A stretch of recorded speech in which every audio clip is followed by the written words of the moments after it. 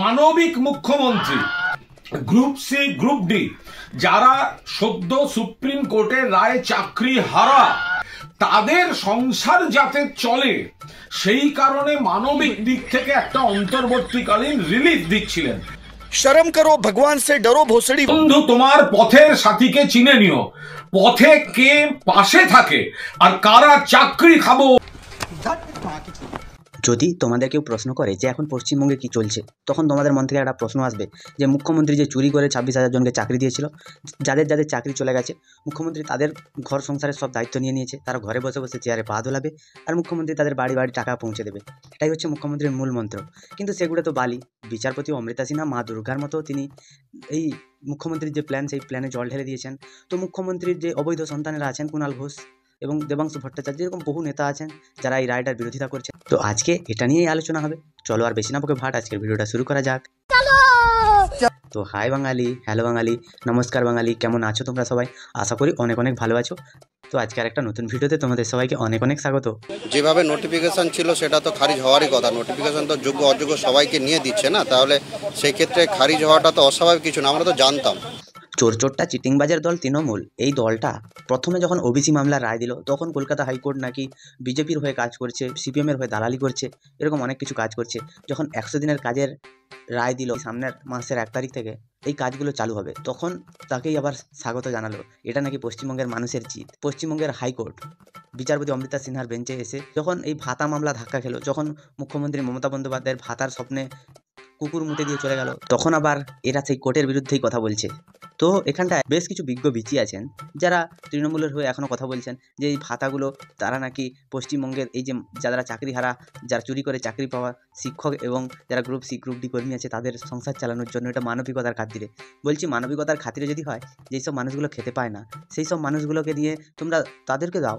এই সব যারা চুরি করে চাকরি পেয়েছে, চোরচোট্টা চিটিংবাজদের তোমরা দিচ্ছ। তোমরা কোন ধরনের দল? এটা দল না। হ্যাঁ, তোমরা তো একটা জিনিস জানো যে গত মাসের 1 তারিখ থেকে রাজ্যে আবার 100 দিনের কাজ চালু হবে। তো পশ্চিমবঙ্গের মুখ্যমন্ত্রী তিনি একবার ক্যামেরার সামনে এসে বলেছিলেন পশ্চিমবঙ্গে নাকি 10% না 11% মানুষ যারা দারিদ্র সীমার নিচে আছে। তো সেই মানুষগুলোর জন্য হয়তো মুখ্যমন্ত্রী 100 দিনের কাজের চাইছেন। এবার যখন ডক্টর সুকান্ত মজুমদারকে ঘিরে বিক্ষোভ হচ্ছিল, তখন সেখানটা বহু লোককে দেখলাম যারা মফস্বল এরিয়ায় থাকে, তারাও বিক্ষোভ করছে যে 100 দিনের কাজের টাকা দেয়নি। আমাদের মুখ্যমন্ত্রী বলছে পশ্চিমবঙ্গে আর গরিব নেই, দারিদ্র সীমার নিচে কেউই নেই, তিনি সব শেষ করে দিয়েছেন ওগুলো। তো আজকে 100 দিনের কাজের টাকা নিয়ে কেন এত ঝামেলা, কিসের জন্য? আমাদের মুখ্যমন্ত্রী কি মিথ্যে কথা বলছেন? যারা বিক্ষোভ করছে তারা কি সত্যি কথা বলছে?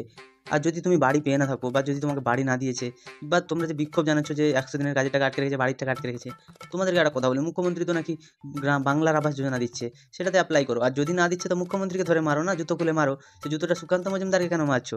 সে কি তোমার ঘরে থাকার ঠিকা নিয়েছে নাকি? মুখ্যমন্ত্রী যদি চুরি করে যারা চাকরি পেয়েছে তাদের যদি ঠিকা নিতে পারে, তোমাদেরও তো ঠিকা নিতে পারে মুখ্যমন্ত্রী। তার কাছে তো বহু টাকা আছে, সে তো একাই সবাইকে দান করে বিলিয়ে বেড়াচ্ছে। তাদের সংসার যাতে চলে সেই কারণে মানবিক দিক থেকে একটা অন্তর্বর্তীকালীন রিলিফ দিচ্ছিলেন। বলতে চাইছেন যে যদি তুমি করো চুরি, তাহলে তোমার সংসার পালার দায়িত্ব আমাদের। এই মুখ্যমন্ত্রী এতটাই মানবিক যে তিনি ভালো করেই জানেন যে এদের কাছ থেকে টাকাটা কিন্তু উনিই তুলেছেন। উনার যে ভোটে 2011 সালের পর থেকে যত রকম নিয়োগ হয়েছে, প্রত্যেকটা নিয়োগে ইনারা টাকা নিয়েছেন। তো আজকে যখন এই গ্রুপ সি গ্রুপ ডি চাকরি চলে গেল, তখন উনি মানবিকতা ওনার মধ্য থেকে বেরিয়ে আসছে। সেটা আটকাতেও কারা কোর্টে গেল, কারা কোর্টে গেছে, এদের দেখুন, এদের চিহ্নিত করুন। তো দেখুন কারা কোর্টে যায় আর কি অর্ডার নিয়ে বেরোয়। আর এই যে মানবিক মুখ্যমন্ত্রী, ইনাকে প্রেজেন্ট করার জন্য এইসব চোরচোট্টা চিটিংবাজ যারা 3 বছর 4 বছর ধরে জেল খেটে এসছে, এরা এসে নাকি বলছে মানবিক মুখ্যমন্ত্রী। এই লোকটা সারদা নারদা থেকে যা টাকা নিয়েছে, এই সারদার যে চিট ফান্ড যেটা ছিল সুদীপ্ত সেনের আন্ডারে, সেখান থেকে এত পরিমাণে টাকা নিয়েছে, একে জেল খাটতে বাধ্য হয়েছে। এখনো পর্যন্ত জামিনে বেরিয়ে আছে, বাইরে বেরোয় ঘুরছে। এর মতো লোকেরা এসে মুখ্যমন্ত্রীর নামে বলছে নাকি উনি মানবিক মুখ্যমন্ত্রী। উনি যদি এতটাই মানবিক হবেন, তাহলে তিনি হিন্দুদের প্রতি এতটা অমানবিক কেন? কেন মুসলিমদের ভাতা বেশি, কেন হিন্দুদের ভাতা কম? কেন তিনি জগন্নাথ দেবকে নিয়ে ছেলে খেলা করছেন? পশ্চিমবঙ্গের মানুষ দেখছে, পশ্চিমবঙ্গের মানুষ চিহ্নিত করে রেখেছে। শুধু একমাত্র ভোটটা আসার অপেক্ষায় পশ্চিমবঙ্গের মানুষ আছে। তো এরা সবাইকে চিহ্নিত করে রেখেছে। শুধুমাত্র পুলিশের জোর দেখিয়ে, পুলিশকে কাজে লাগিয়ে তোমরা যে মানুষের উপরে সন্ত্রাস চালাচ্ছ, তোমরা যে মানুষের আবেগ নিয়ে খেলছো, তোমরা তো বিবেকহীন, তোমরা মানুষের যে আবেগকে নষ্ট করে দিচ্ছ, সেটা কিন্তু পশ্চিমবঙ্গের মানুষ বুঝতে পারছে। তোমরা একটা কথা বলো, চুরি করে চাকরি দিয়েছে কারা? আজকে যাদের যাদের চাকরি গেল, তাদের ওএমআর শিটগুলো দিতে পারেনি কারা? এখনো পর্যন্ত কিছু কিছু রঞ্জিত ঘোষের ছেলেপুলেরা আছে, তারা হচ্ছে এখনো পর্যন্ত এবিপি আনন্দে গিয়ে যুক্তিতক্কতে দাঁড়িয়ে দাঁড়িয়ে বলবে যে হ্যাঁ আমাদের মুখ্যমন্ত্রী মানবিক মুখ্যমন্ত্রী, আমাদের মুখ্যমন্ত্রী যা বলেন যা করেন তিনি খুব ভালোই করেন। মানে এদের মতো এত অভিনেতা বা এদের মতো এত মিথ্যাবাদী, এদের মতো এত জুয়ার চোর, এদের মতো একটা হারামি এক একটা এদের মায়ের পেট থেকে বেরোনোর সময় এরা এরকম হয়ে বেরিয়েছে। এবারে বলবো পশ্চিমবঙ্গের মানুষের আবেগ নিয়ে কি করে খেলছে মুখ্যমন্ত্রী। তো তোমরা সকলেই জানো আমাদের মুখ্যমন্ত্রী জগন্নাথ দেবের জন্য একটা কালচারাল সেন্টার তৈরি করেছে, কারণ জগন্নাথ দেবের নৃত্য করতে পুরীতে অসুবিধা হচ্ছিল, তাই মুখ্যমন্ত্রী আমাদের দীঘাতে একটা কালচারাল সেন্টার বানালেন। সব কিছু ঠিকঠাক ছিল, গায়ের জোরে তো অনেক কিছু করা যায়। তারপরে তার ভাব উদয় হলো, তিনি বললেন যে আমি সবার বাড়ি বাড়ি প্রসাদ পাঠিয়ে দেবো, এবং সেই প্রসাদের ভেতরে লেখা আছে যে ধন্যবাদান্তে মাননীয় মুখ্যমন্ত্রী মমতা ব্যানার্জি। সেটাও ঠিক ছিল, কিন্তু প্রসাদগুলো তৈরি হচ্ছে কোথায়? তোমরা দেখতে চাও তো দেখো। গজা প্যারার সরকারের কারবার দেখুন। বীরভূমের মোহাম্মদ বাজারে একটি স্থানে মহাপ্রভুর প্রসাদ তৈরি হচ্ছে, জুতো পরে পাম তেলে দেদার ভাজা হচ্ছে গজা, সঙ্গে প্যারা। এই নাকি মহাপ্রভুর প্রসাদ হিসেবে বাড়ি বাড়ি যাবে। কি আত্মপ্রবঞ্চনার এই সরকার! কাকে ঠকাচ্ছেন আপনি? জগন্নাথ দেবের নামে সামনে 27 তারিখ রথযাত্রা, এভাবে আপনি গজা আর প্যারা বাড়ি বাড়ি পৌঁছে দেবেন? ন্যূনতম সুচিতা নেই। এটাকে মহাপ্রভুর প্রসাদ হিসাবে আমাদের গ্রহণ করতে হবে। জুতো পরে খালি পায়ে পাম তেলে গজা ভেজে তারপরে পাঠিয়ে দেওয়া হচ্ছে বাড়ি বাড়ি। কোথায়? আপনার দীঘার জগন্নাথ মন্দিরের খোয়া ক্ষীর তো মিলতে দেখলাম না। তো তোমার বাড়ির আশেপাশে প্রত্যেকটা জেলায় একটা জায়গায় এরকম করে ক্যাম্প বানিয়েছে, পাম তেল এনেছে। এই যে প্রসাদগুলো তৈরি হচ্ছে, এই প্রসাদ নিয়েও যে কত কোটি টাকা দুর্নীতি হবে, এই প্রসাদগুলো যে মানুষের বাড়ি বাড়ি পৌঁছাচ্ছে, এদের যে টাকা নেওয়ার যে কৌশল, এই কৌশলগুলো মুখ্যমন্ত্রী ভালোভাবে আয়ত্ত করতে পেরেছে। তো এই চুরিও একদিন ধরা পড়বে। যদি তুমি জগন্নাথ দেবকে নিয়ে ছেলে খেলা করো, যদি তুমি জগন্নাথ দেবকে নিয়ে এরকম মানুষের আবেগ নিয়ে ছেলে খেলা করো, তাহলে মানুষ একদিন তোমাদের মুখে এমনভাবে মুতবে যে তোমরা নিঃশ্বাস নেওয়ার সময় পাবে না। আমার ভালো নাম শামসুজ্জামান, আমি রাজু বলে ডাকি সবাই। হ্যাঁ, টিপটপ মিষ্টান্ন ভান্ডার।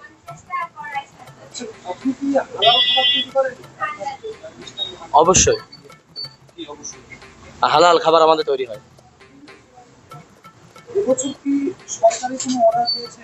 হ্যাঁ, প্যাকেটের।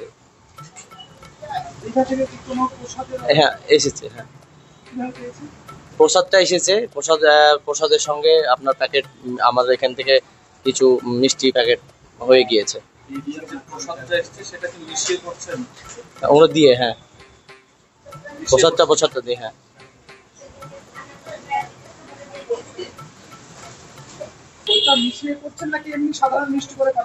না না সাধারণ মিষ্টি করে না, ওটা ভিডিও যেভাবে দিতে বলেছে আমরা সেভাবে দিচ্ছি।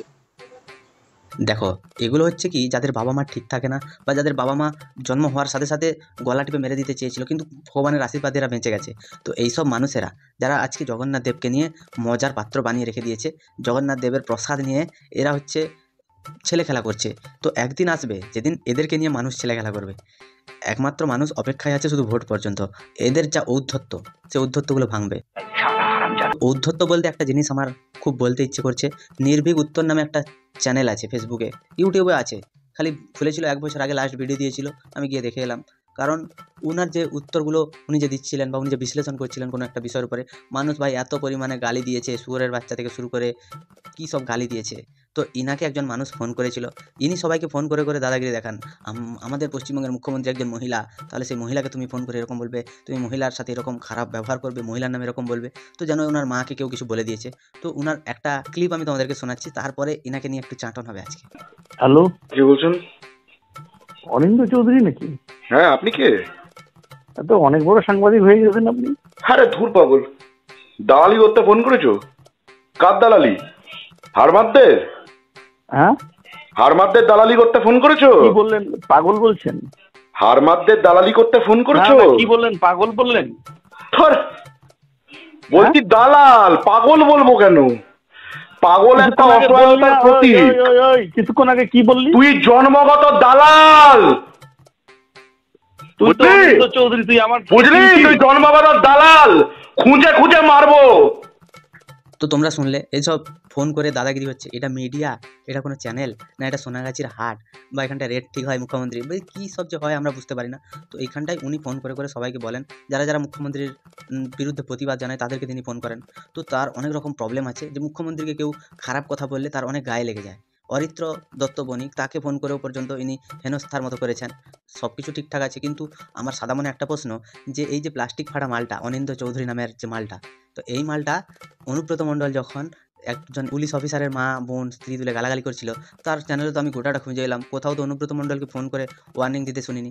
বলছি মুখ্যমন্ত্রী কি শুধুই একজন মহিলা? আর কি মহিলাগুলো মহিলা নয়? তোর মা মহিলা নয়? তোর বোন মহিলা নয়? কোথা থেকে বেরোলি তুই? তোদের মতো চটি চাঁটা কিছু মানুষজন আছে বলে না আজকে পশ্চিমবঙ্গে সব কিছু ধ্বংস হতে চলেছে। এই শুয়োরের বাচ্চার নামে তো কেস হওয়া উচিত। এগুলোকে মানুষ বাইরে কেন ফেলে রেখেছে?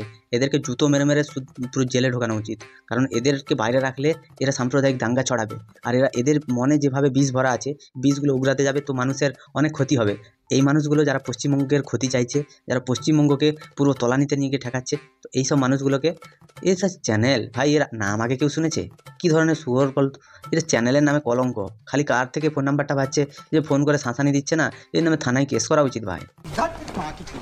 তো কুণাল বাবু, আপনাকে অসংখ্য ধন্যবাদ জানাই। আপনি যে চুরি করার পরে, জেল খেটে আসার পরে আবার তৃণমূলে জয়েন করলেন, আবার নতুন কোনো চুরির প্ল্যান করছেন, সব কিছুই কিন্তু ঠিকঠাক আছে। কিন্তু তোমাদেরকে একটা কথা বলি কুণাল দা, আমি তো মুখ্যমন্ত্রীর সাথে কখনো দেখা করিনি, বা উনি আমার সাথে দেখা করবেন কিনা আমার মতো সাধারণ মানুষের সাথে, তার তো কোনো ঠিক ঠিকানা নেই। তো আমি একটা কথা বলছি, যে মুখ্যমন্ত্রী মানবিক, তো উনি তার নিজের অ্যাকাউন্ট থেকে দিন না, উনি রাজ্য সরকারের তহবিল থেকে টাকা খরচা করে তিনি আবার ওবিসি মামলাটাকে সুপ্রিম কোর্টে নিয়ে গেছেন।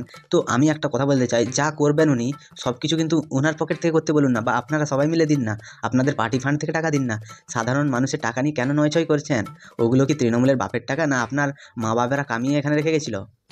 আপনার ফ্যামিলিগত দিক থেকে কোনো টাকা সরকারকে দান করা হয়েছিল, যে টাকাগুলো আপনারা সাধারণ গরিব মানুষের বদলে চোরটা চিটিংবাজদের মধ্যে বেলাচ্ছেন? এগুলো কি আপনারা ঠিক করছেন?